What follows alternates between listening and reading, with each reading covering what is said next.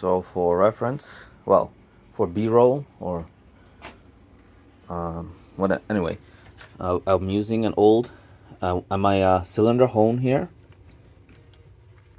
and I strapped the end with rubber band so that it cannot pivot on the arm there. And I compressed them all together, and I put some cutting stone oil in the bore for the where the bearing's going, and I turn it slowly.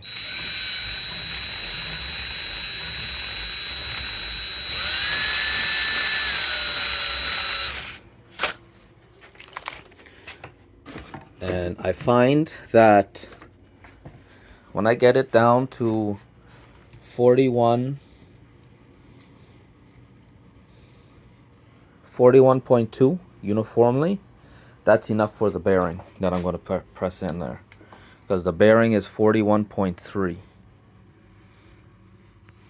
and I find that that's the magic number.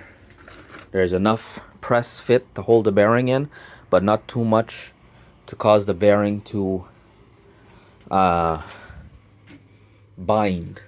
And that's what I did for this one. And you see how it spins without effort and smoothly. So that's what I've been doing for only these three. That one I didn't do it because that one for the reassembly, I didn't think to modify it until after I realized the problem with the bearing. So I may take that one back out to hone this out so that the bearings are not so compressed in. And for reference, you will see here, if I can get there, this one, I think it's 41 millimeter or 41.1, and you'll see it's very, very difficult for me to initiate the spin. Very difficult. It's very, very, very difficult, as opposed to the other one right beside it that I honed. I could spin it with one finger, like so. See? And this one, it takes a lot of force, you know, to spin it. So, and you can hear how the bearing is squealing. Yeah. So that's why I make sure to hone it out so that it's just a little under the outer circumference of the bearing. And you can see here that this one, nice and smooth.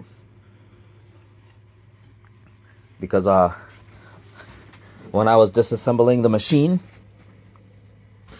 every single bearing I pulled off of it had the same problem. They would not spin, and I thought the bearings were shot.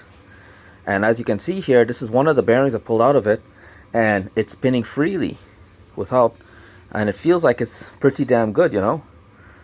And that's the conclusion I make, is that when they bored out these holes, they didn't bore it out.